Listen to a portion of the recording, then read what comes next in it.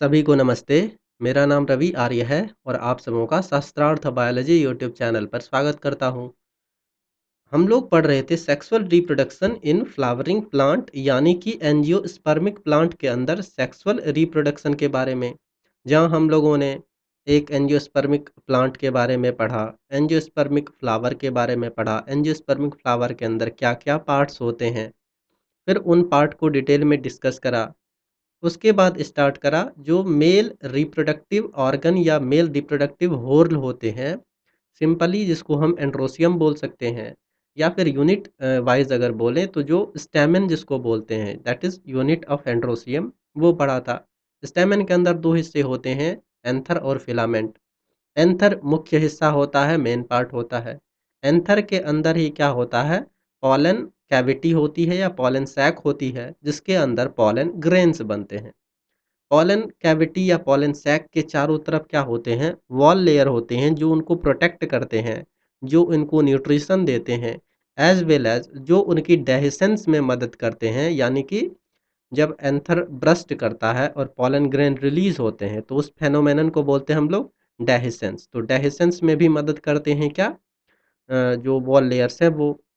उसके बाद देखा था कि वॉल लेयर कैसे बनते हैं, जैसे माइक्रोस्पोरोजेनेसिस स्टार्ट करी थी लास्ट क्लास में। तो वहाँ हम लोगों ने देखा कि कैसे माइक्रोस्पोर्स बनते हैं, प्लस कैसे उनके अंदर एंथर के अंदर डेवलपमेंट होता है, जहाँ हम लोगों ने 6 डायग्राम्स देखे थे। ट्रांसवर्स सेक्शन, जो कटिंग वाली थी डायग्राम, इनिशियल स्टेट में एंथर कैसे दिखते हैं। उसके बाद जब एंथर के अंदर आर्किस्पोरियल सेल्स बनते हैं तब वो कैसे दिखते हैं। आर्किस्पोरियल सेल कैसे डिवाइड करते हैं, जैसे आपको बताया था कि आर्किस्पोरियल सेल टोटल क्या होता है, 4 आर्किस्पोरियल सेल बनते हैं मेरिस्टेमेटिक सेल से मॉडिफाई होके। चारों इस तरह से 4 कॉर्नर पे बनते हैं। 4 कॉर्नर पे बनने के बाद ये क्या करते हैं, पेरिक्लाइनली डिवाइड करते हैं। पेरिक्लाइनली डिवाइड करने के बाद ये प्राइमरी पेराइटल सेल बनाते हैं और फिर प्राइमरी स्पोरोजेनस सेल बनाते हैं। प्राइमरी स्पोरोजेनस सेल अंदर की तरफ प्रेजेंट होती है, प्राइमरी पेराइटल सेल बाहर की तरफ प्रेजेंट होती है। इसके अंदर फिर पेरिक्लाइनल डिवीजन होता है प्लस एंटीक्लाइनल डिवीजन होता है। दोनों डिवीजन करने के बाद ये क्या करते हैं, 3 से 5 मल्टीलेयर्ड सेल्स बनाते हैं, जो आगे चल के एंथर के वॉल को बनाते हैं।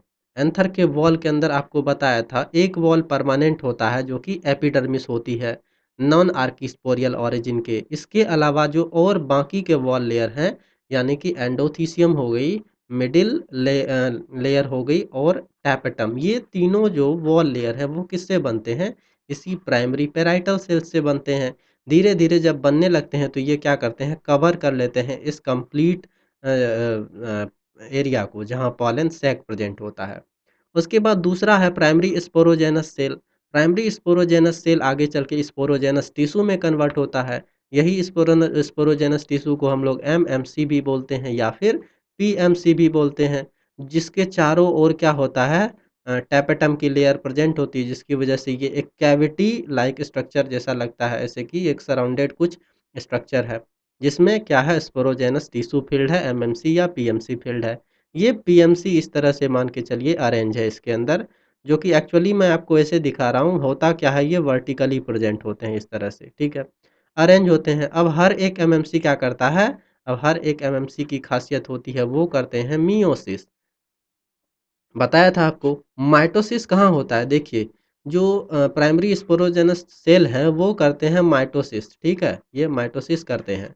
और यहाँ क्या हो रहा है, जब वो एमएमसी बना लेंगे माइटोसिस करके तो उस एमएमसी में क्या होगा, मियोसिस होगा।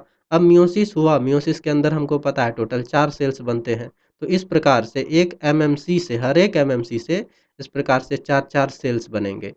इन चारों सेल को हम लोगों ने क्या कहा था, एक सेल को हम लोग बोलते हैं माइक्रो स्पोर बोलते हैं, ठीक है। और 4 सेल हैं, चारों जुटे होते हैं, तो इस स्ट्रक्चर, कंप्लीट स्ट्रक्चर को हम लोगों ने क्या कहा था, टेट्राड। याद होगा शायद आपको, टेट्राड। टेट्राड कौन सा, माइक्रोस्पोर टेट्राड कहा था। उसके बाद टेट्राड के अंदर जो ये सेंटर वाले पार्ट में क्या होता है, सारे टेट्राड कनेक्टेड होते हैं एक दूसरे के साथ। किस चीज़ से कनेक्टेड होते हैं, तो कैलोज बैंड से कनेक्टेड होते हैं, ये भी बताया था। इस कैलोज बैंड को डिसॉल्व करने के लिए callose enzyme release, tapetum callose enzyme release करते हैं और फिर वो कैलोज बैंड डिसॉल्व हो जाती है। कैलोज बैंड जैसे ही डिसॉल्व होती है, इन चारों में से चारों के चारों माइक्रोस्पोर सेपरेट हो जाते हैं। सेपरेट होने के बाद टैपेटम से एक और केमिकल रिलीज होती है जो कि स्पोरोपोलिनीन है। स्पोरोपोलिनीन क्या करती है, इसके चारों ओर एक्साइन की कवरिंग बना देती है। इस तरह से एक्साइन की कवरिंग बन गई। एक्साइन की कवरिंग बनने के बाद यानी कि इस स्टेज में इस माइक्रोस्पोर को हम लोग क्या बोलते हैं, पॉलन ग्रेन। यानी कि पॉलन ग्रेन उस स्ट्रक्चर को बोलते हैं जो कि कवर्ड होता है टू लेयर्स से। ठीक है, यूजुअली बाहर की तरफ क्या होता है, जो स्पोरोपोलिनिन की कवरिंग होती है, अंदर पेक्टोसेलुलोज की कवरिंग होती है। इस प्रकार से दो लेयर बन जाते हैं। तो यहाँ क्या हो गया, फाइनली पॉलन ग्रेन बन गए। बीच में एक और बात आपको बताया था, माइक्रोस्पोर टेट्राड अलग अलग प्रकार के होते हैं, जिसमें सबसे कॉमन बताया था आपको टेट्राहेड्रल टेट्राड बताया था, जिसमें क्या था, तीन इस प्रकार से प्रेजेंट थे, एक दो और तीन, एक पीछे था। ठीक है ना, मतलब कि इस तरह से, ऐसे तो नहीं, सॉरी एक मिनट, इस प्रकार से ये प्रेजेंट थे, जिसमें एक दो और तीन, एक पीछे था। ठीक है, टेट्राहेड्रल ये वाली नहीं। उसके बाद हमने आइसोबायलैटरल बताया था आपको। इसके अलावा डेक्यूसेट टेट्राड बताया था। डेक्यूसेट के बाद आपको एक और लीनियर टेट्राड होती है और टी शेप टेट्राड होती है। तो इस प्रकार से कई सारे टेट्राड पाए जाते हैं। एक प्लांट ऐसा था जिनके अंदर सभी प्रकार के टेट्राड पाए जा रहे थे, यानी कि वो प्लांट कौन से हैं, एरिस्टोलोकिया एलिगेंस की प्लांट है, जिसमें सारे प्रकार के टेट्राड पाए जाते हैं। कॉमन जो टेट्राड है वो क्या है, टेट्राहेड्रल टेट्राड। ठीक है, इस माइक्रोस्पोर यानी कि पॉलन ग्रेन के बारे में पढ़ा, जहाँ पॉलन ग्रेन की एक स्ट्रक्चर आपको बनाकर दिखाई थी। एक तो कुछ एनसीईआरटी की डायग्राम्स थी, जिसमें ब्यूटीफुल से पॉलन ग्रेन्स दिख रहे थे, जिसके ऊपर ऑर्नामेंटेड एग्जाइन थे, इंटाइन थी। उसके बाद एक डायग्राम बना करके देखा था, जिसमें एग्जाइन तीन इस तरह से क्या था, एग्जाइन बाहर प्रेजेंट थे और अंदर क्या था, इंटाइन का लेयर। फिर बीच में अंदर की बात करें तो दो प्रकार के सेल्स थे, एक बड़े सेल्स थे, एक छोटे सेल थे। बड़े सेल को वेजिटेटिव सेल कहा था, छोटे सेल को जनरेटिव सेल कहा था। ठीक है, जनरेटिव सेल का न्यूक्लियस भी छोटा, वेजिटेटिव सेल का न्यूक्लियस भी बड़ा। और एग्जाइन बाहर से कैसी होती है, डिसकंटिन्यूअस। जहाँ जहाँ डिसकंटिन्यू होती है उस जो स्ट्रक्चर जहाँ वो थीन होती है, उसको क्या बोला था, जर्म पोर। जर्म पोर ही वो जगह है जहाँ से क्या होता है, जो पॉलन ट्यूब बनती है, और पॉलन ट्यूब बनने के बाद वहीं से क्या होता है, पॉलन ग्रेन के अंदर जर्मिनेशन होता है। अब इन सारी बातों को हम लोगों ने डिटेल में पढ़ लिया था। आज के क्लास में हम लोग कुछ other important point about the pollen grain पढ़ेंगे, जहाँ हम लोग पढ़ेंगे वायबिलिटी के बारे में पढ़ेंगे, पॉलन बैंक के बारे में पढ़ेंगे, पॉलन सप्लीमेंट, जो टैबलेट और सिरप होता है उसके बारे में पढ़ेंगे। फिर हम लोग फाइनली आज पढ़ेंगे जो पॉलिनेशन और पोस्ट पॉलिनेशन डेवलपमेंट में पॉलन ग्रेन के अंदर क्या-क्या चेंजेज आता है। ठीक है, जैसे लिंक करके एक बात बता देता हूँ। हमने पिछले क्लास में बात किया था कि 60% पॉलन ग्रेन ऐसे होते हैं जो टू सेल्ड स्टेज में सेड होते हैं। ठीक है, 60% प्लांट के पॉलन ग्रेन दो सेल्ड स्टेज में सेड होते हैं, बाकी के 40% के तीन सेल्ड स्टेज में सेड होते हैं। तो दो सेल में क्या होता है, तीन सेल में क्या होता है, इन सारी बातों को आज पढ़ेंगे। और फाइनली आज ये हमारा एंथर यानी कि मेल रिप्रोडक्टिव होर्ल या मेल रिप्रोडक्टिव ऑर्गन वाली जो टॉपिक है वो आज खत्म हो जाएगी। ठीक है, तो चलिए शुरुआत करते हैं। पॉलन किट एक्चुअली, अब देखिए इसको आसान भाषा में समझिए, पॉलन किट क्या होता है। बहुत सारे ऐसे प्लांट होते हैं जिनमें पॉलिनेशन, अब पहले पॉलिनेशन ही समझ लीजिए। पॉलिनेशन क्या होता है, पॉलन ग्रेन बनता है कहाँ, एंथर पे बनता है।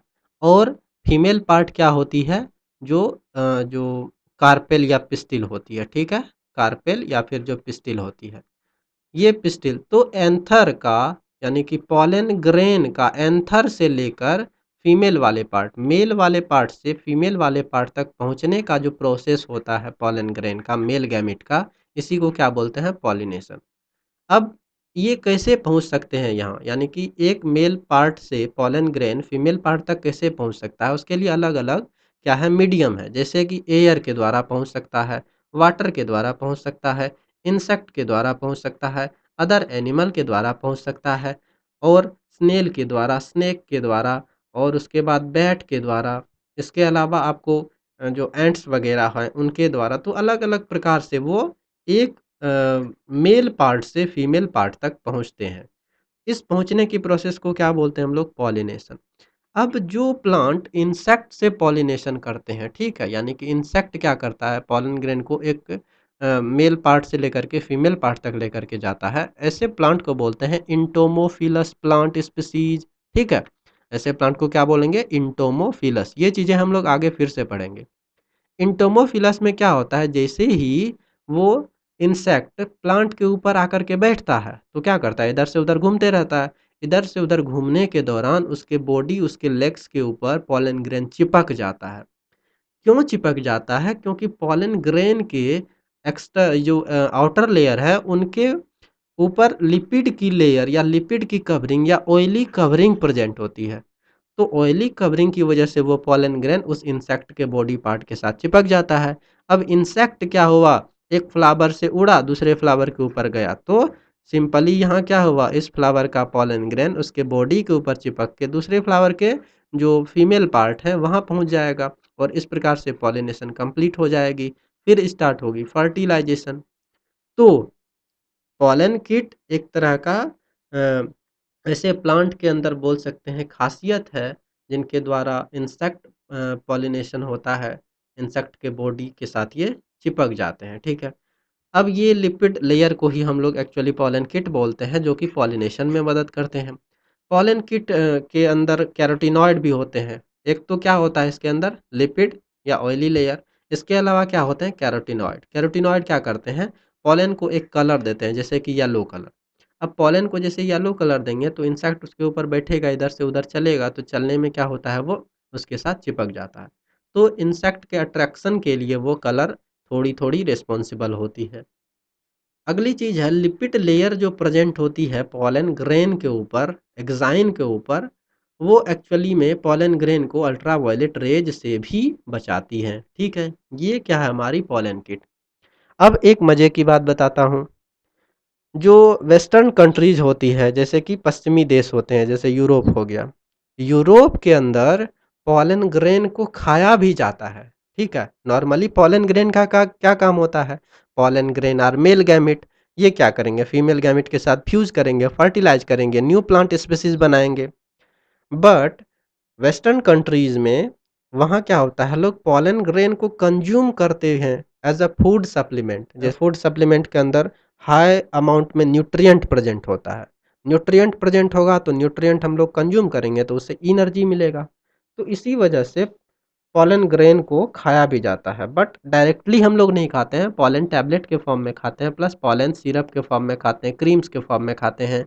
और इसके अलावा आपको जो लिक्विड ड्रिंक आती है उसके फॉर्म में वो आते हैं, जैसे बहुत सारी लिक्विड ड्रिंक आती है एनर्जी वाली, रेड बुल की जैसे सिंपल हो गई। तो उनको क्या करते हैं, यूज करते हैं। तो यहाँ वेस्टर्न कंट्रीज़ में भी वो लोग क्या करते हैं, मार्केट के अंदर अवेलेबल होती है ये सब चीज़ें, वो कंज्यूम करते हैं, ठीक है? आगे देखते हैं। जैसे आपको ये डायग्राम में दिख रहा है, डायग्राम में दिख रहा है आपको पॉलन प्रोडक्ट, यहाँ क्रीम दिख रही है, वनीला वो जो ड्रिंक के फॉर्म में दिख रही है, यहाँ सिरप दिख रहा है। इसके अलावा यहाँ आपको टैबलेट्स दिख रहे हैं। अब इन टैबलेट, ये टैबलेट सारे आपको मार्केट के अंदर अवेलेबल है, ठीक है? मार्केट के अंदर से वो लोग खरीदते हैं और उसको खाते हैं फूड सप्लीमेंट के फॉर्म में, जिससे उनको क्या मिलती है, एनर्जी मिलती है। आगे अब देखते हैं एक और बात। इन चूँकि ये इंस्टेंट एनर्जी सोर्स की तरह काम करते हैं, फिर से सुनिएगा, चूँकि ये इंस्टेंट एनर्जी सोर्स की तरह काम करते हैं, तो वहाँ के जो एथलीट होते हैं या फिर रेस हॉर्सेस होते हैं, उनको ये खिला दिया जाता था, ठीक है? जैसे खिलाते थे, खिलाने के बाद क्या होता था, इंस्टेंट एनर्जी आती थी, तो उनकी परफॉर्मेंस इंक्रीज़ हो जाती थी। नॉर्मली आपको पता होगा कि किसी भी खेल के अंदर, चाहे वो कोई भी खेल हो, क्रिकेट हो, हॉकी हो या बैडमिंटन हो या कोई अदर खेल हो, एथलेटिक खेल हो, उसमें कोई भी खिलाड़ी एस्टेरॉयडियल चीज़ों का उपयोग नहीं कर सकता है, एस्टेरॉयडियल हार्मोन का उपयोग नहीं कर सकता है, या कोई भी सप्लीमेंट का ऐसा उपयोग नहीं कर सकता है जो उसकी एनर्जी को बूस्ट करे या फिर जो उसके परफॉर्मेंस को बूस्ट करे, ठीक है? ये निषेध है, ये कानूनी तरीके से, अगर खेल के नियमों के तरीके से ये नहीं ऐसा किया जाता है। नहीं तो इसमें क्या होता है, जैसे आपने सुना होगा कई बार ड्रग्स जो केस में पकड़ाते हैं, कई खिलाड़ी ऐसे होते हैं जो ड्रग्स केस में पकड़ाते हैं। ड्रग्स लेते हुए पाए जाते हैं खेल के दौरान, या फिर कोई स्टेरॉयडल सब्सटेंस लेते हुए पाए जाते हैं, केमिकल लेते हुए पाए जाते हैं। तो उनको क्या किया जाता है, बैन कर दिया जाता है कुछ दिनों के लिए, क्योंकि वो उसके नियम के खिलाफ है, आप नहीं खा सकते हैं ऐसी चीज़ें। अब पॉलन ग्रेन में भी सिमिलर कंडीशन होती है। पॉलन ग्रेन भी चूँकि एज़ अ न्यूट्रिटिव सोर्स है प्लस इंस्टेंट एनर्जी सोर्स है, तो इसको खिला दिया जाता था एथलीट को। बाद में जब पता चला तो इसको बैन कर दिया गया for the athletic consumption and resources consumption. ठीक है, अब आगे देखते हैं। आगे है पॉलन सप्लीमेंट, वही टैबलेट और सिरप के फॉर्म में है। Pollen grain of some plant, कुछ प्लांट के पॉलन ग्रेन के अंदर काफ़ी ज़्यादा मात्रा में न्यूट्रिएंट पाए जाते हैं। They are rich in nutrient like amino acids. ठीक है, कुछ ऐसे प्लांट है जिसमें बहुत ज़्यादा अमाइनो एसिड क्या करते हैं, प्रोटीन बनाते हैं, है ना। प्रोटीन जो अमाइनो एसिड के पॉलीमर होते हैं, बहुत सारे अमाइनो एसिड, वो क्या करते हैं, चेन बना के प्रोटीन्स बनाते हैं।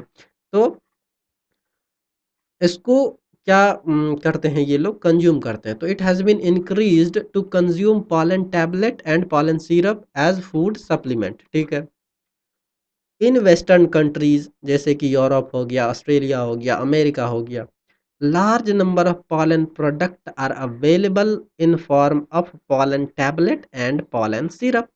ठीक है, तो large number of pollen product available हैं, जैसे कि टैबलेट हो गई, सिरप हो गई, क्रीम हो गई, उसके बाद आपको एनर्जी ड्रिंक के फॉर्म में जो लिक्विड ड्रिंक आती हैं वो हो गई। बट थर्ड इंपॉर्टेंट पॉइंट बताए कि एथलीट इसको नहीं ले सकते हैं as a instant energy source. तो consumption of pollen product to increase performance, performance को इंक्रीज करने के लिए has been claimed to use, इसको बंद कर दिया गया है, इसके यूज़ को बंद कर दिया गया है, किसके लिए, एथलीट और रेस हॉर्सेस के लिए। नहीं तो खा के ये अपनी परफॉर्मेंस को इंक्रीज कर लेते हैं और एथलीट या किसी भी खेल के अंदर अपनी वो क्या कहते हैं, सुपरमैन बन जाते हैं, है ना। तो इसको लीगली इसको बैन कर दिया गया है इस कंजम्पशन के लिए। ठीक है, आगे बढ़ते हैं। पॉलन बैंक, पॉलन बैंक क्या होता है, बैंक वो जगह होती है जहाँ हम लोग पैसे जमा करते हैं। क्यों, ताकि उस पैसे से हम लोग बाद में क्या खरीद सकें, अपने मनपसंद की चीज़ें खरीद सकें, मूवी देखने जा सकें, फ़ोन खरीद सकें, है ना। तो एक्चुअली में क्या करते हैं, बैंक के अंदर हम लोग पैसे जमा करते हैं। पैसे जमा क्यों करते हैं कि फ्यूचर में अगर कभी हमको किसी काम के लिए पैसे की ज़रूरत पड़ जाए, तो हम लोग वहाँ से वापस फिर क्या करें, निकाल सकें और वो काम कर पाएँ। सिमिलर कंडीशन कहाँ होती है, पॉलन बैंक्स में। पॉलन बैंक्स में भी क्या करते हैं, बहुत सारे प्लांट स्पीशीज़ के पॉलन ग्रेन को हम लोग एक जगह पे कलेक्ट करके रखते हैं और कलेक्ट करके हम लोग उसको प्रिजर्व करके रखते हैं। प्रिजर्व लिक्विड नाइट्रोजन में करते हैं मोस्ट इम्पॉर्टेंट, और -196 यानी कि -196 डिग्री सेल्सियस पर इसको हम लोग प्रिजर्व करते हैं। ये चीज़ें आप ध्यान में रखिएगा कि पॉलन ग्रेन को लिक्विड नाइट्रोजन में प्रिजर्व किया जाता है -196 डिग्री सेल्सियस पे, और वो उस कंडीशन में वायबल कंडीशन में होते हैं। जैसे कि अब जैसे इसको प्रिज़र्व करा, ठीक है? आज प्रिज़र्व करा, अगर हमको इसको 5 साल बाद हमको इस पोलन ग्रेन को यूज़ करना है, ठीक है? पोलन ग्रेन की हमको ज़रूरत पड़ी 5 साल बाद, तो 5 साल तक ये वायबल कंडीशन में रहेंगे। मतलब कि जैसे यहाँ से निकाला, ये इसको जहाँ हमको हमने क्या करा, इसको स्प्रेड किया, छिड़का। छिड़कने के बाद जैसे एक प्लांट है, प्लांट के स्टिग्मा के ऊपर छिड़का, छिड़कने के फटाक से बाद ही ये फटाक से जर्मिनेशन कर ले, है ना? नहीं तो ऐसा होगा कि हमने क्या करा, इसको प्रिज़र्व करा और प्रिज़र्व करने के दौरान ये पॉलन ग्रेन ख़त्म हो गया। तो फिर प्रिज़र्व करने का क्या मतलब हुआ, है ना? तो प्रिज़र्व ऐसे कंडीशन में करेंगे जहाँ वो वाएबल रहेंगे, मरेंगे नहीं, डेड फॉर्म में नहीं रहेंगे, और जैसे उसको निकाला वो जर्मिनेट करने के कंडीशन में रहेंगे। तो we can store pollen grain of large number of species in viable condition for several year in liquid nitrogen at -196 degree Celsius. ऐसे स्टोर पॉलन बैंक यूज किए जाते हैं, पॉलन बैंक की तरह यूज किए जाते हैं। Similar to seed bank in crop breeding program, जैसे क्रॉप ब्रीडिंग प्रोग्राम में क्या करते हैं, हम लोग सीड को स्टोर करके रखते हैं। स्टोर करके रखने का पर्पस क्या होता है, फ्यूचर में कभी भी हमको कोई कल्टीवेशन करना हो किसी प्लांट का, तो प्लांट की कल्टीवेशन करने के लिए हमको सबसे ज़रूरी चीज़ क्या है, सीड। अब सीड रहेगी नहीं है तो प्लांट को कैसे कल्टीवेट करेंगे। या फिर कोई डिज़ायरेबल प्लांट हमको चाहिए। अब वो डिज़ायरेबल प्लांट मान के चलिए एक्सटिंक्ट हो गई है, ठीक है? और उसकी सीड हमारे पास पड़ी हुई है। प्लांट एक्सटिंक्ट हो गई, सीड पड़ी हुई है, तो हम क्या करेंगे सॉरी सीड बैंक से उस सीड को कलेक्ट करेंगे और फिर उसको हम क्या कर सकते हैं, कल्टीवेट कर सकते हैं। इस चीज़ को आगे और डिटेल में पढ़ेंगे। आगे बढ़ते हैं प्लांट ब्रीडिंग। प्लांट ब्रीडिंग क्या होता है? Plant breeding is technique of manipulation in plant species. Plant species के अंदर मैनिपुलेशन की टेक्निक है to create desired plant better suited for cultivation, better yield and disease resistancy. ठीक है, प्लांट स्पीसीज में उस तरीके को हम लोग प्लांट ब्रीडिंग कहते हैं, जहाँ हम लोग प्लांट के अंदर मैनिपुलेट करते हैं और डिजायर्ड प्लांट बनाते हैं, अपने हिसाब से प्लांट को मैनिपुलेट करके बनाते हैं। बेटर सूटेड, जो कि खेती के लिए सबसे ज़्यादा बेटर सूटेड हो, प्लस जिसके अंदर पैदावार ज़्यादा हो, बेटर इल्ड हो, प्लस ऐसे प्लांट जो कि डिजीज़ रेसिस्टेंट हो, जो बीमारी से रोग प्रतिरोधक क्षमता जिस प्लांट के अंदर प्रेजेंट हो, जो ज़्यादा उपजाऊ हो, ज़्यादा अच्छे तरीके से कम पानी के अंदर वो जो कल्टीवेट हो जाए, ज़मीन के अंदर उपजाया जा सके। ऐसे डिज़ायर्ड प्लांट को हम लोग क्या करते हैं, प्लांट ब्रीडिंग टेक्निक के द्वारा बनाते हैं। ठीक है, नेक्स्ट क्या है? वायबिलिटी। वायबिलिटी का मतलब होता है, सिंपली अगर समझे तो, ability to maintain the constant condition. एक समान अवस्था को बनाए रखने का जो एबिलिटी है, जो क्षमता है, जो ताकत है, उसी को हम लोग क्या बोलते हैं? वायबिलिटी। अब हम लोग यहाँ वायबिलिटी किसके अंदर पढ़ने वाले हैं? पॉलन ग्रेन के अंदर। तो पॉलन ग्रेन के अंदर एक समान बने रहने की क्या क्षमता है, अब ये समझते हैं। पॉलन ग्रेन के अंदर देखिए, पॉलन ग्रेन जैसे ही क्या होता है, एंथर से रिलीज होता है। ठीक है, हम लोग जानते हैं पॉलन ग्रेन कहाँ से रिलीज होता है? एंथर से। तो एंथर से क्या हुआ? डेhiscence हुआ और पॉलन ग्रेन रिलीज हुआ। उसके बाद पॉलन ग्रेन का एक ही काम क्या होता है? जर्मिनेशन करना। ठीक है, और जर्मिनेशन कहाँ करता है वो? फीमेल रिप्रोडक्टिव पार्ट जो है, जो कार्पेल बोल सकते हैं या पिस्टिल बोल सकते हैं, पिस्टिल के स्टिग्मा के ऊपर जाकर ये लैंड करते हैं। लैंड करने के बाद ये जर्मिनेट करते हैं। तो जब तक ये जर्मिनेट करने के कैपेबल होते हैं, यानी कि इसके अंदर वो कैपेबिलिटी जब तक बनी रहती है जर्मिनेट करने की, उस पीरियड को हम लोग क्या बोलते हैं? वायबिलिटी बोल सकते हैं, या फिर वायबल टाइम बोल सकते हैं उसको, या फिर पॉलन ग्रेन की वायबिलिटी बोल सकते हैं। ठीक है, एक बार फिर से सुन लीजिए। जब तक कोई पॉलन ग्रेन जर्मिनेट कर सकते हैं, ठीक है, वो आखिरी समय जब तक पॉलन ग्रेन जर्मिनेट कर सकते हैं, कब? रिलीज होने के बाद से लेकर तब तक का, उस समय को ही हम लोग क्या बोलते हैं? वायबिलिटी बोल सकते हैं। अलग तरीके से अगर डिफाइन करें इसको, तो ability to maintain the same condition, सामान्य या एक ही परिस्थिति या एक ही कंडीशन में बने रहने की जो क्षमता होती है, उसको भी वायबिलिटी बोल सकते हैं। या फिर रिकवरी ऑफ पोटेंशियलिटीज, कोई कैरेक्टर का रिकवरी हो जाना, वो भी क्या है? एक तरह से वायबिलिटी उसको बोलते हैं, इज नोन एज वायबिलिटी। तो तीन प्रकार से इसको डिफाइन कर सकते हैं: कांस्टेंट कंडीशन में जब बना है तो, या फिर सेम कंडीशन में बना है तो, या फिर पोटेंशियलिटीज की जो रिकवरी हो रही है, इन तीनों को हम लोग वायबिलिटी की तरह डिफाइन कर सकते हैं। और आपको बताया कि जैसे एंथर से रिलीज होते हैं पॉलन ग्रेन, तो जर्मिनेशन जब तक वो कर सकते हैं, अब जर्मिनेशन मान के चलिए कि रिलीज हुआ, उसके 30 मिनट तक वो जर्मिनेशन अगर कर सकता है, तो वायबिलिटी उसकी कितनी हो गई? वायबल जो पीरियड है या टाइम है, वो 30 मिनट हो गई। अगर रिलीज होने के 2 दिन तक वो क्या कर सकता है, मान के चलिए कि अगर जर्मिनेट कर सकता है, तो 2 दिन तक उसका क्या हो जाएगा? वायबिलिटी हो जाएगा। अगर 3 महीने तक कर सकता है, तो 3 मंथ उसका वायबिलिटी हो जाएगा। अगर 5 साल तक कर सकते हैं, तो 5 साल भी उसका क्या हो सकता है? वायबिलिटी हो सकता है। यूजुअली ज़्यादा टाइम नहीं होते हैं, महीनों में यूजुअली प्लांट के जो वायबिलिटी पीरियड होते हैं वो होते हैं। अब एनसीईआरटी के अंदर कुछ दे रखा है, जैसे कि सीरियल्स के अंदर, सीरियल जैसे राइस हो गए, वेट हो गए, इसके अंदर पॉलन ग्रेन 30 मिनट में ही क्या होता है? अपनी वायबिलिटी को ख़त्म कर देती है, लूज़ कर देती है। ठीक, यानी कि जैसे पॉलन ग्रेन मेल पार्ट यानी कि एंथर से रिलीज़ हुआ, एंथर से रिलीज़ होने के बाद 30 मिनट तक ही वो जर्मिनेशन कर सकता है। 30 मिनट के बाद उसके अंदर जर्मिनेशन की कैपेबिलिटी ख़त्म हो जाएगी, मतलब वायबिलिटी ख़त्म हो जाएगी। बट इन सम प्लांट, कुछ ऐसे प्लांट भी हैं जैसे सोलानेसी फैमिली है, लेग्यूमिनोसी फैमिली है, रोज़ेसी फैमिली है।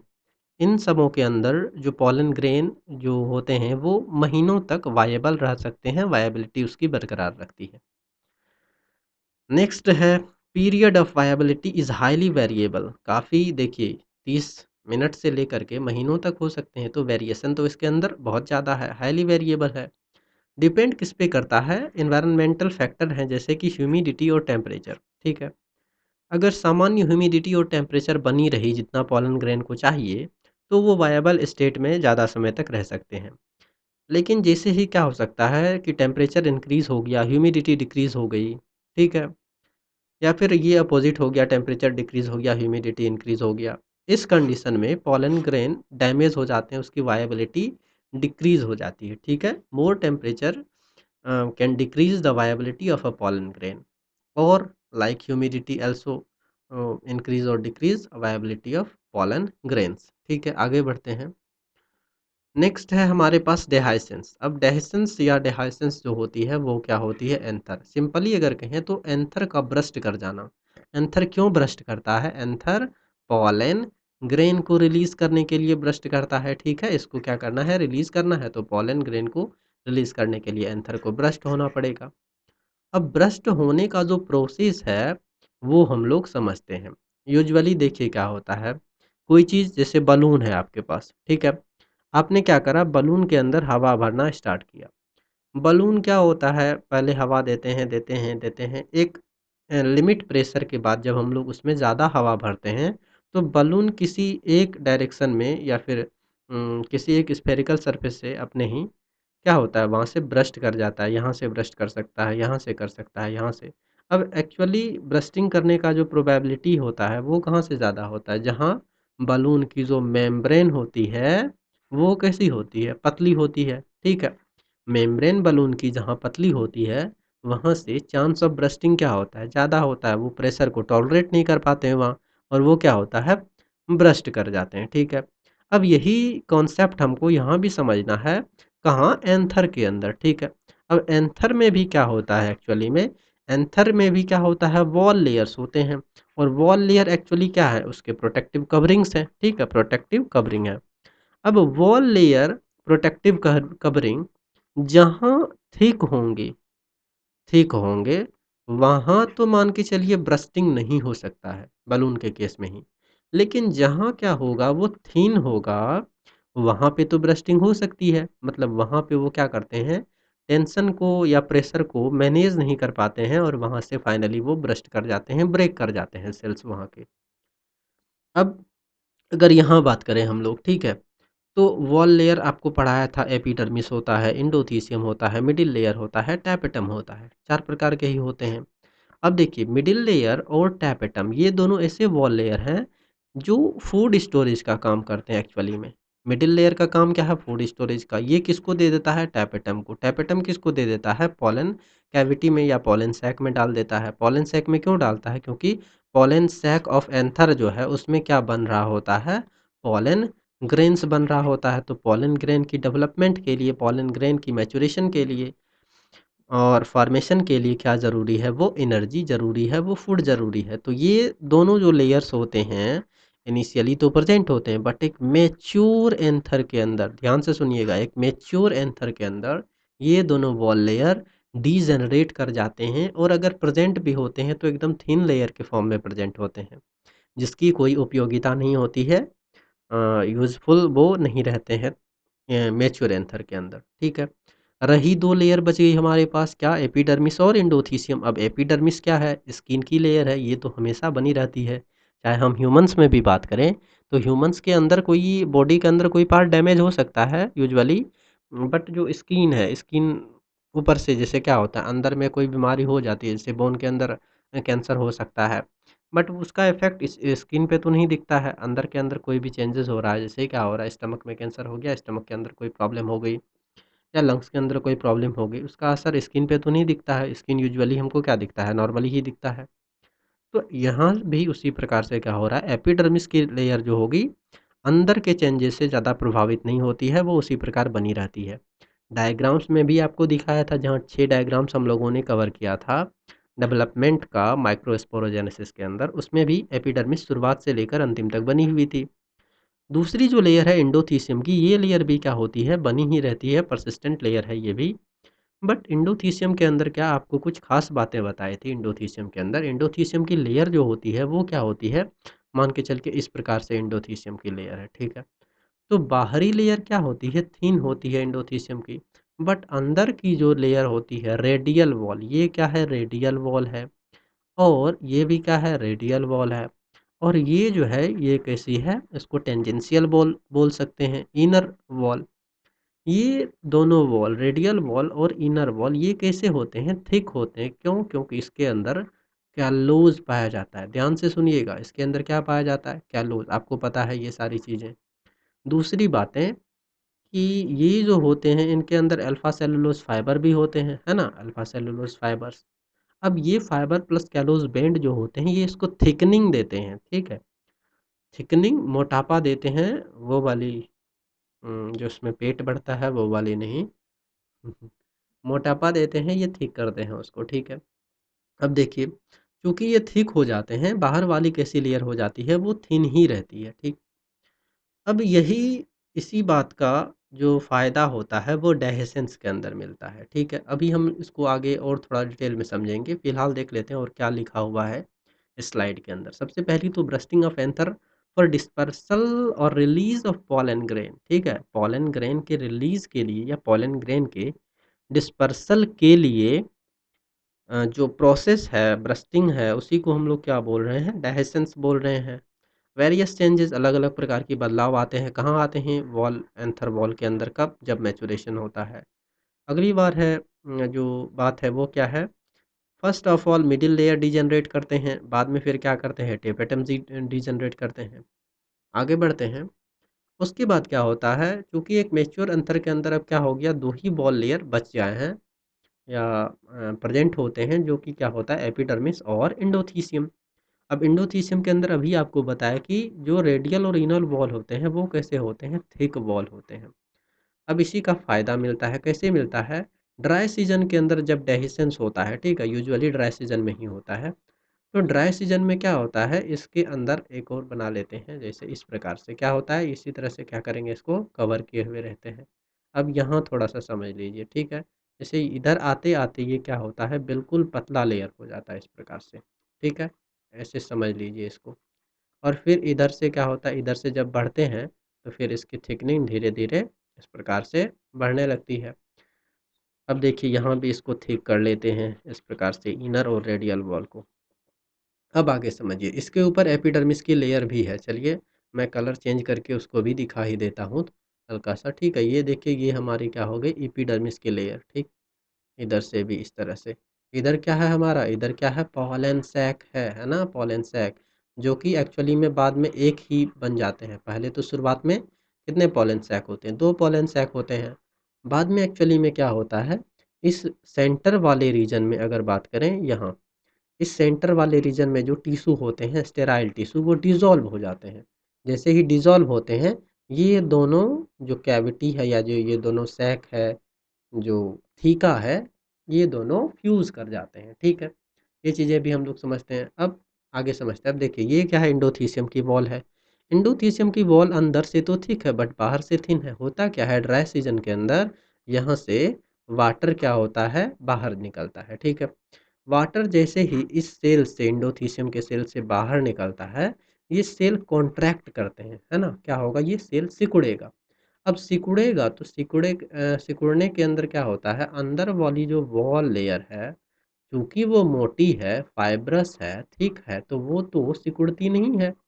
अब ये वॉल सिकुड़ नहीं रही है अंदर वाली, बट बाहर की तो थिन है।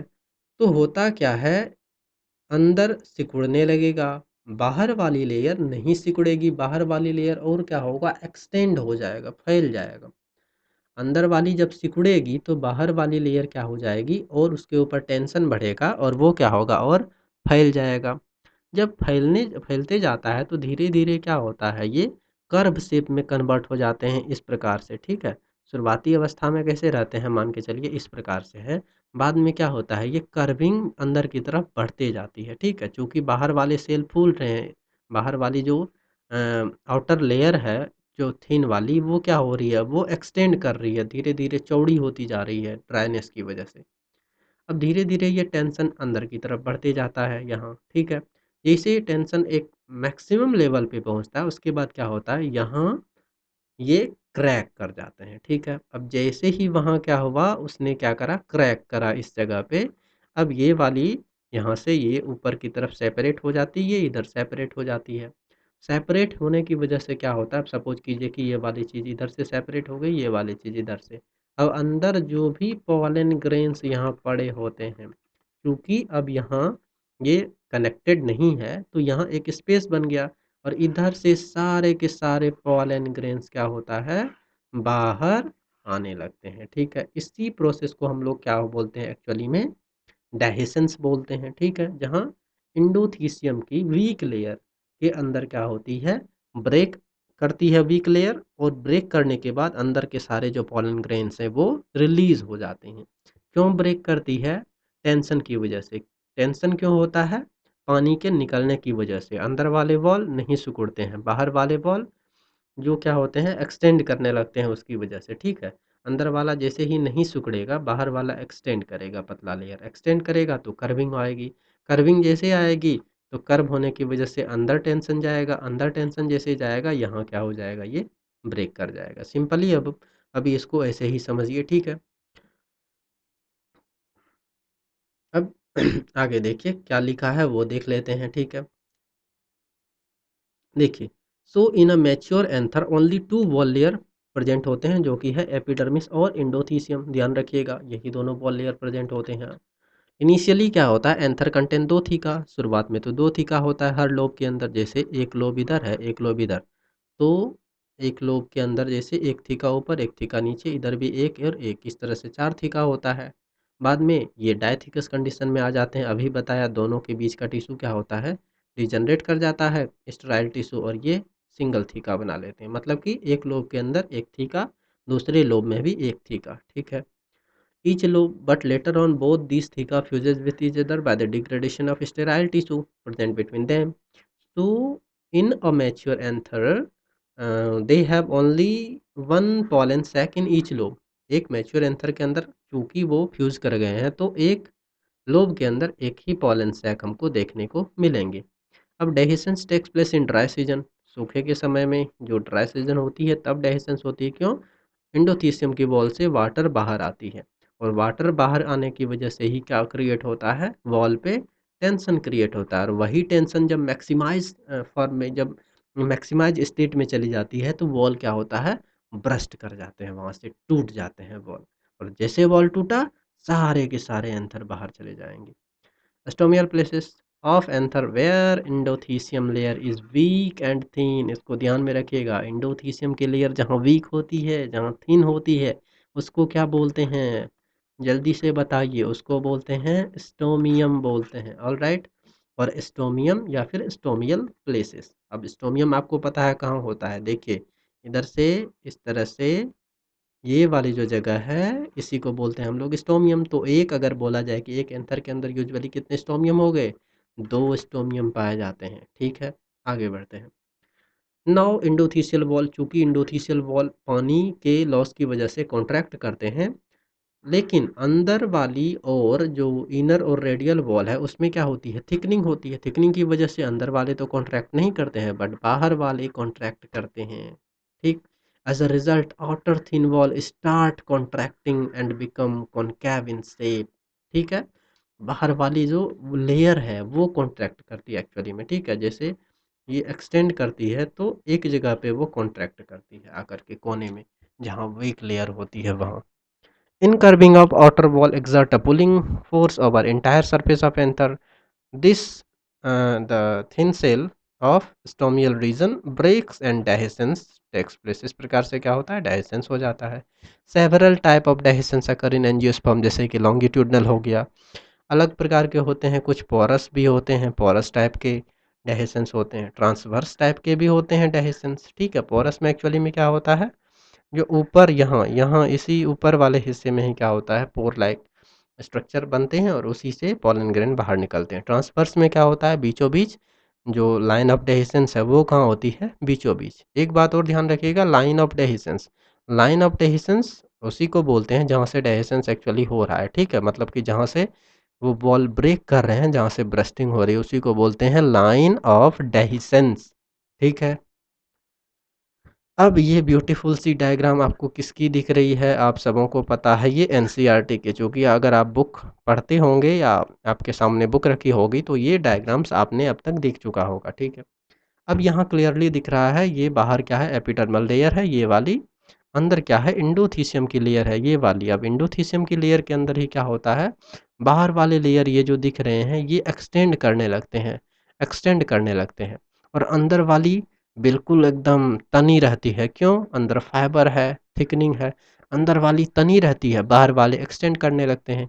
तो एक्सटेंड करने की वजह से यहाँ क्या होता है, इस प्रकार से टेंशन क्रिएट होता है, बाहर वाली लेयर्स फेल कर जाती है तो टेंशन क्रिएट होता है, टेंशन क्रिएट होता है इस जगह पे।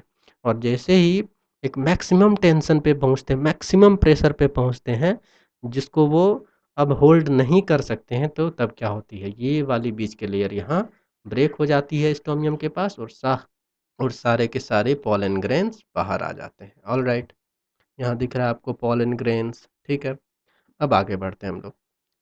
अब एक्चुअली में हम लोग देखेंगे कि कुछ टर्म्स होते हैं पॉलन ग्रेन्स के अंदर, ठीक है, जैसे कि pollen grain Indo sporic germination करता है या इंडो स्पोरिक डेवलपमेंट होता है, इसका क्या मतलब होता है, या फिर इन सीटू डेवलपमेंट जो होता है उसको क्या मतलब होता है पॉलन ग्रेन का इन सीटू डेवलपमेंट, या फिर प्रीकॉशियस जर्मिनेशन क्या होता है, ठीक, इन सारी चीज़ों को हम लोग अभी आगे पढ़ते हैं, ठीक। एक और बात आपको बता देता हूँ, देखिए पहले समझ लेते हैं इस चीज़ को, ठीक है। पॉलन ग्रेन जब रिलीज होता है तो रिलीज होते वक्त, इससे पहले आपको एक डायग्राम बताया था, डायग्राम्स में आपको दिखाया था इस प्रकार से क्या होता है, पॉलन ग्रेन्स हमारे होते हैं जहां उसके ऊपर क्या होती है, एक तो बाहर वाली लेयर होती है जिसको एग्जाइन वाली लेयर बोलते हैं, एक अंदर वाली लेयर होती है जिसको इंटाइन बोलते हैं, ठीक है। ध्यान से समझिएगा इस चीज़ को, बाहर वाले लेयर को क्या बोलते हैं, एग्जाइन बोलते हैं, अंदर वाले को इंटाइन बोलते हैं। अंदर क्या होता है, अंदर हमारा पॉलन ग्रेन के जो सेल्स हैं एक्चुअली में वो प्रेजेंट है, ठीक है। अब देख लेते हैं, जैसे अंदर हमारा पॉलन ग्रेन का सेल है, ये समझ लीजिए उसका न्यूक्लियस है। अब ये एक सिंपल सेल होता है, अभी हम लोग डेhiscence की बात नहीं कर रहे हैं, ये डेhiscence से पहले की बात है। शुरुआती अवस्था में क्या होता है, एक बड़ा सेल होता है, बड़ा सेल एक्चुअली क्या करता है, डिवीज़न कर लेता है, ठीक है, डिवीज़न करता है। डिवीज़न कैसा करता है, अनइक्वल, ध्यान से सुनिएगा, अनइक्वल माइटोसिस करता है, ठीक है, अनइक्वल माइटोसिस किसने करा, इस बड़े वाले सेल ने करा। अनइक्वल माइटोसिस जैसे ही करते हैं तो क्या होता है, दो न्यूक्लियाई बनते हैं या दो न्यूक्लियस बनते हैं, उसमें से एक क्या होता है, बड़ा न्यूक्लियस बनता है जैसे इस प्रकार यहाँ आपको दिख रहा है, और एक क्या होता है, छोटा सा न्यूक्लियस बनता है, एक बड़ा न्यूक्लियस एक छोटा न्यूक्लियस, कैसे बना, अनइक्वल माइटोसिस से, ठीक, या फिर अनइक्वल न्यूक्लियर डिवीजन बोल सकते हैं। अब अनइक्वल न्यूक्लियर डिवीजन जैसे हुआ तो एक बड़े और एक छोटे न्यूक्लियस वाले सेल बन गए, ठीक है। अब क्या होता है, अब होता है साइटोकाइनेसिस। साइटोकाइनेसिस में क्या होता है, ये जो बड़ा वाला सेल है ये दो सेल में सेपरेट हो जाता है, जैसे एक सेल हमारा ये बड़ा वाला हुआ, एक सेल छोटा बन जाता है, दोनों के बीच मेम्ब्रेन बन जाती है, बड़ा सेल का अपना मेम्ब्रेन बन जाएगा, इस प्रकार से, इस तरह से ये बड़ा सेल हो गया, और इस प्रकार से ये छोटा वाला सेल हो गया। बड़ा सेल के अंदर बड़ा न्यूक्लियस और छोटा सेल के अंदर क्या होता है, छोटा वाला न्यूक्लियस, है ना। बड़ा सेल को हम लोग जानते हैं क्या बोलते हैं, इसको वेजिटेटिव सेल बोलते हैं, और इसके अंदर जो न्यूक्लियस होता है उसको क्या बोलते हैं, वेजिटेटिव न्यूक्लियस। उसी तरह छोटा सेल को क्या बोलते हैं, जनरेटिव सेल, और उसके अंदर जो न्यूक्लियस होता है उसको जनरेटिव न्यूक्लियस बोलते हैं। ये सारी चीज़ें हम लोगों ने पढ़ रखा है पॉलन ग्रेन के डिटेल्ड स्ट्रक्चर में, जहाँ हम लोगों ने एक सिंपल पॉलन ग्रेन का स्ट्रक्चर देखा था, ठीक है। अब देखिए यहाँ क्या हुआ, पहले तो अनइक्वल माइटोसिस हुई, उसके बाद अनइक्वल साइटोकाइनेसिस होता है, ठीक है। मतलब बड़ा और छोटा सेल बनने का प्रोसेस, दो सेल बन गए बड़े और छोटे। अब इसी स्टेज में क्या होता है, 60% प्लांट के अंदर पॉलन ग्रेन रिलीज हो जाते हैं। अब क्या होगा, अब इससे अभी तक डेहिसेंस नहीं हुई है, अब हो जाता है डेहिसेंस। जैसे डेहिसेंस हुआ 60% प्लांट के अंदर, तो ये टू सेल्ड स्टेज में क्या होता है, डेहिसेंस हो गया। कुछ प्लांट के अंदर 40% प्लांट में ऐसा क्या होता है कि ये जो जनरेटिव सेल वाला है न्यूक्लियस, ये क्या करता है, डिवाइड कर जाता है, और डिवाइड करके क्या करता है, दो और न्यूक्लियाई बना लेता है, ठीक है। न्यूक्लियाई या फिर दो और सेल्स बना लेते हैं, ऐसे समझ लीजिए दो सेल्स। वो दोनों सेल्स भी कैसे होते हैं, नॉन मोटाइल। आपको सबसे पहले ये चीज़ दिमाग में बिल्कुल घुसा लीजिए, डाल लीजिए कि पॉलन ग्रेन्स कैसे होते हैं, नॉन मोटाइल होते हैं। मतलब उसके अंदर जो भी एसोसिएटेड सेल्स होंगे वो भी कैसे होंगे, नॉन मोटाइल होते हैं, ठीक है।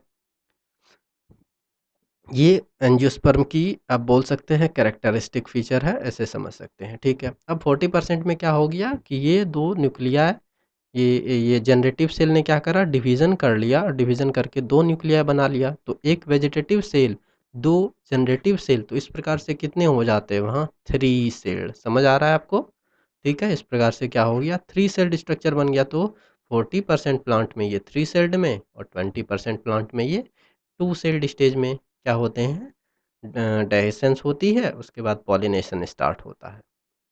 अब एक और चीज़ समझते हैं। देखिए, ये वाली जो सेल आपको दिख रही है यहाँ, ये वाली सेल के अंदर कुछ चेंजेज आता है, ठीक है। कब आता है ये चेंज, जैसे पॉलिनेशन स्टार्ट होने को रहता है तब ये चेंजेज आता है। जैसे बड़ा वाला जो सेल है, उसके अंदर क्या होता है, ये जो छोटा वाला सेल है, ये फ्यूज करके उसके अंदर घुस जाता है, ठीक है। अब समझिए ये क्या है हमारे पास, समझिए कि ये क्या है, बड़ा वाला सेल है, इधर क्या है हमारा, छोटा वाला सेल है। अब ये सेल क्या करता है, फ्यूज करके कहाँ घुस जाएगा, इस बड़े वाले सेल के साइटोप्लाज्म में, ठीक है। तो वेजिटेटिव सेल के अंदर क्या होता है, जनरेटिव सेल अंदर चला जाता है, घुस जाता है उसके अंदर, ठीक है, इंटर कर जाता है उसके अंदर। तो इस प्रकार से क्या होगा, जैसे यहाँ छोटा सा डायग्राम में समझ लेते हैं, ये हो गया हमारा वेजिटेटिव सेल, और एकदम बीच में उसके साइटोप्लाज्म में क्या आ गया, स्पिंडल से कौन सा, जनरेटिव सेल आ गया, और यहाँ उसका न्यूक्लियस पड़ा है। अब बातों को ध्यान से समझना है, ठीक है। इतनी सारी बातें समझ आ गई, अब आगे समझते हैं। अब देखिए आगे क्या होता है, ये जो सेल है, ये सेल है हमारा कौन सा, वेजिटेटिव सेल। ये कौन सा है, जनरेटिव सेल है। वेजिटेटिव सेल के ऊपर क्या होता है, एग्जाइन की कवरिंग होती है इस प्रकार से। अब जैसे ही ये क्या होता है, जर्मिनेट करने वाले होते हैं। अब समझिए कि ये है स्टिग्मा, स्टिग्मा के ऊपर ये क्या करा, लैंड करा जा करके। लैंड करने के बाद ये जर्मिनेट करने वाले होते हैं।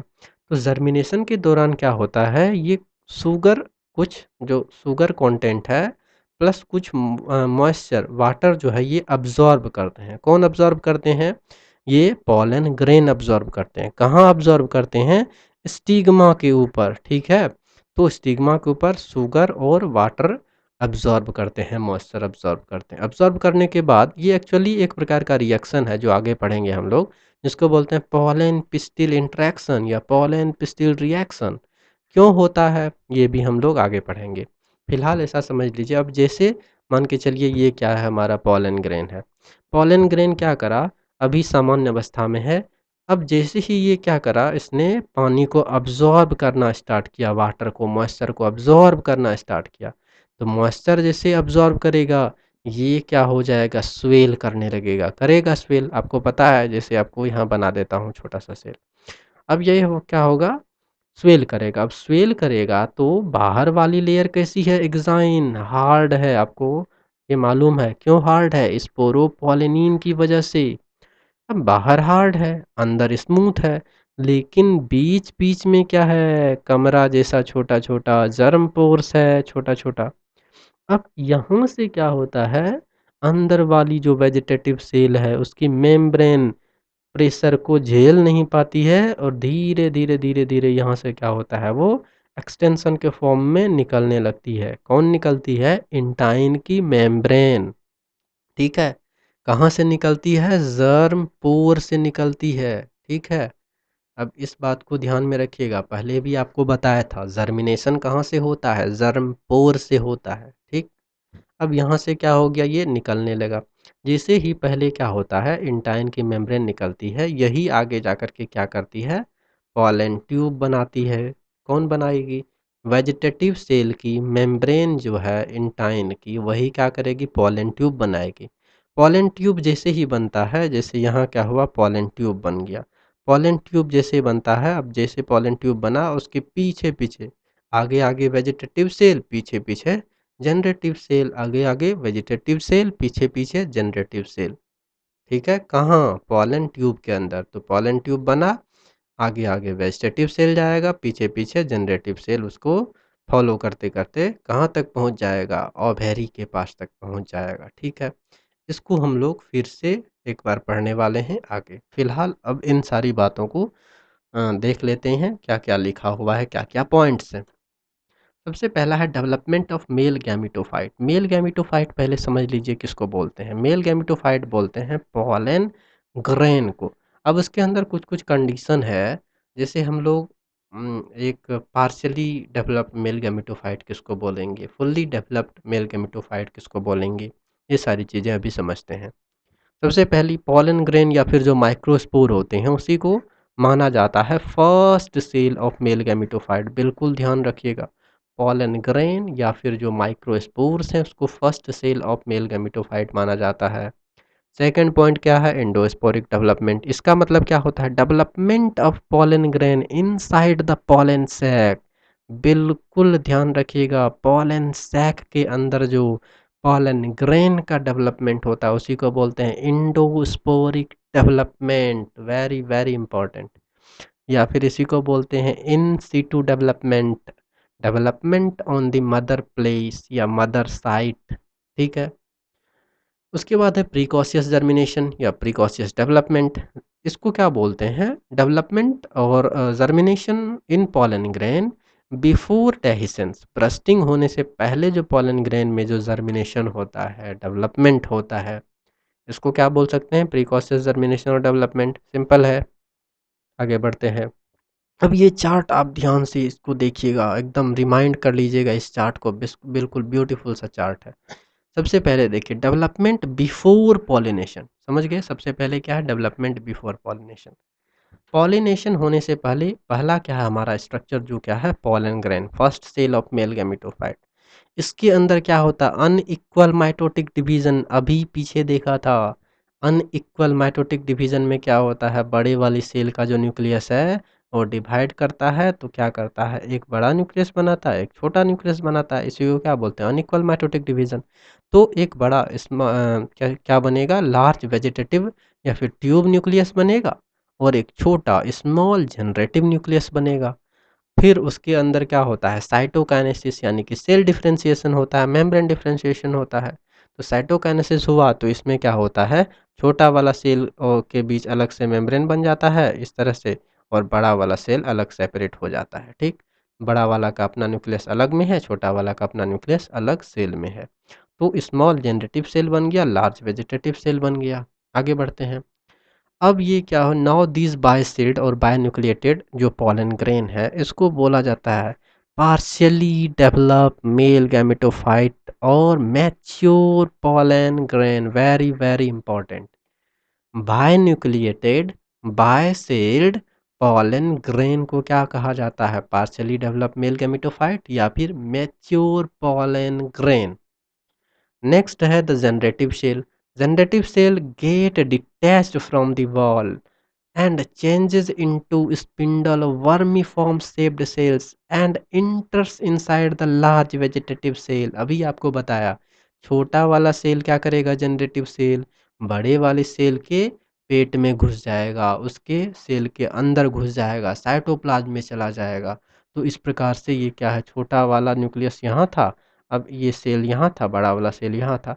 अगर दूसरे डायग्राम में समझे तो बड़ा वाला सेल इसी प्रकार से है और छोटा वाला सेल उसका अब साइटोप्लाज्म में क्या कर रहा है, इधर से उधर तैर रहा है, उधर से उधर तैर रहा है, उधर से उधर तैर रहा है और बीच में उसका बड़का सा न्यूक्लियस है। ठीक।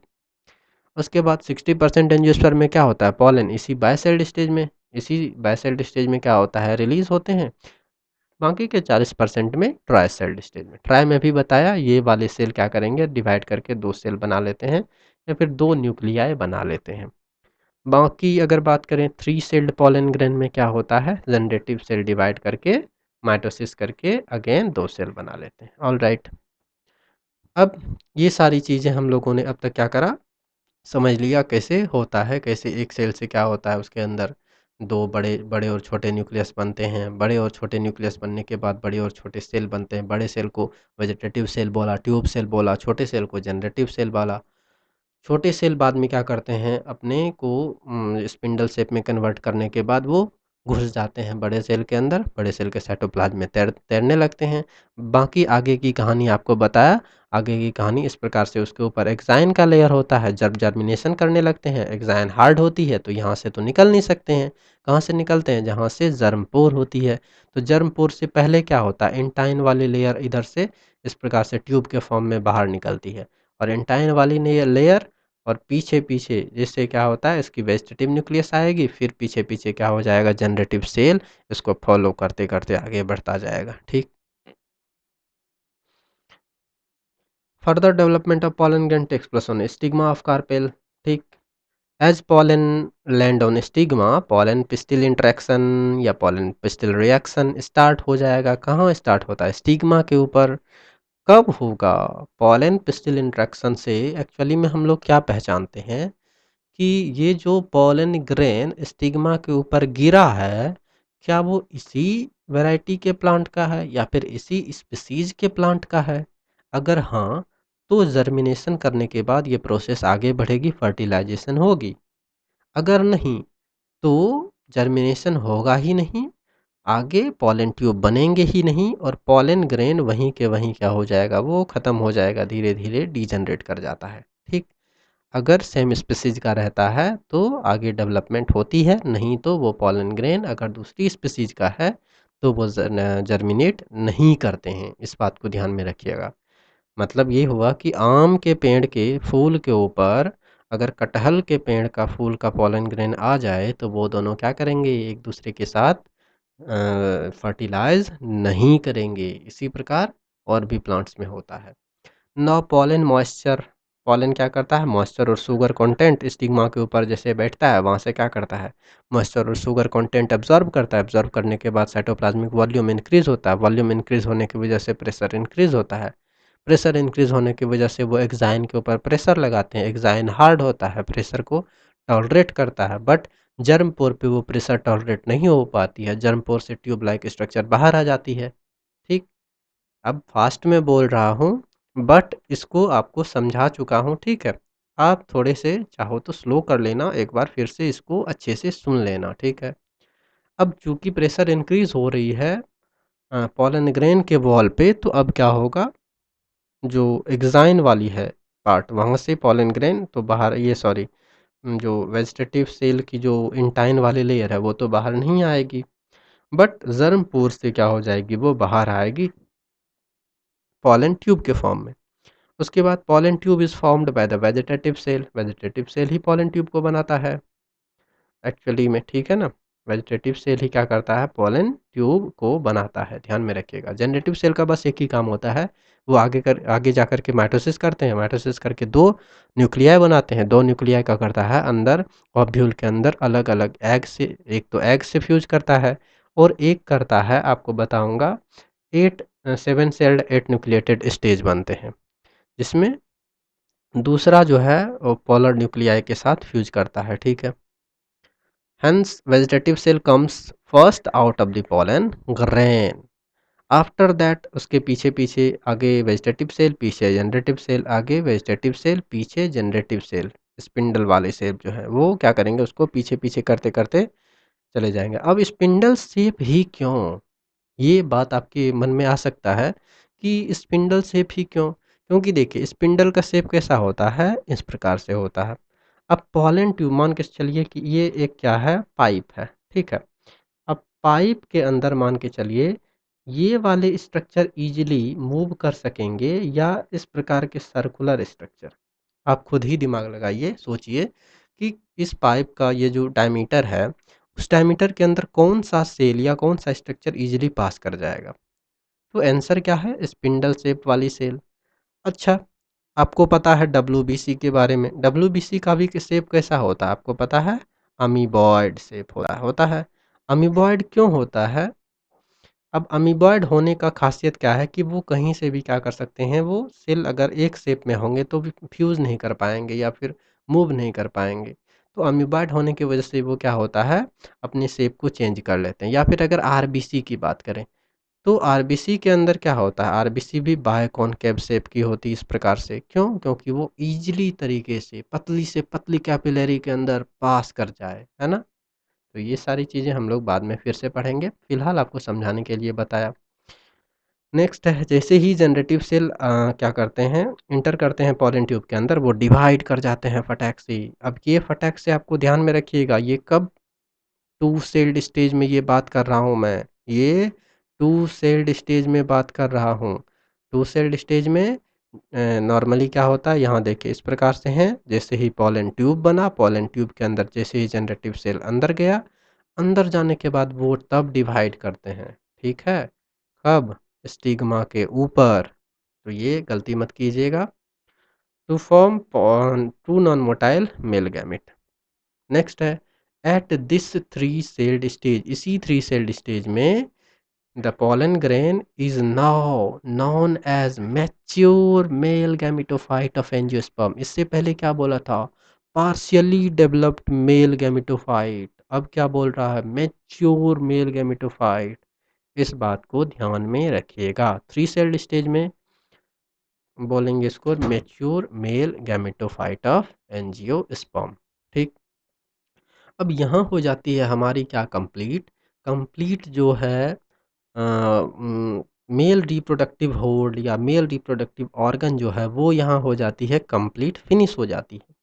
अब हम लोग स्टार्ट करेंगे नेक्स्ट क्लास से फीमेल रिप्रोडक्टिव स्ट्रक्चर या फीमेल रिप्रोडक्टिव होल्ड के बारे में, जो कि क्या होता है, गायनोसियम है। हम लोगों ने क्या पढ़ा अभी तक, एंड्रोसियम पढ़ा, एंथर के स्ट्रक्चर को देखा, एंथर के अंदर बॉल की डेवलपमेंट देखा, माइक्रोस्पोरोजेनेसिस देखा, पोस्ट डेवलपमेंट देखा कैसे होता है, पॉलन ग्रेन कैसे स्ट्रक्चर होते हैं, पॉलन ग्रेन में बायसेल्ड स्टेज में कब वो होते हैं, ट्राइसेल्ड स्टेज में कब वो होते हैं, पॉलन पिस्टिल इंट्रैक्शन कब करते हैं, ठीक है। इन सारी चीज़ों को अब तक हम लोगों ने पढ़ लिया है। नेक्स्ट क्लास में फीमेल रिप्रोडक्टिव सिस्टम स्टार्ट करेंगे, 2 से 3 लेक्चर इसके अंदर लगेंगे, फिर हम लोग फाइनली पॉलिनेशन पढ़ेंगे। पॉलिनेशन के बाद पोस्ट जो फर्टिलाइजेशन इवेंट होती है वो पढ़ेंगे, फर्टिलाइजेशन होगी, पोस्ट फर्टिलाइजेशन इवेंट होगी। ऑल राइट, आज के लिए इतना ही। धन्यवाद। राम राम।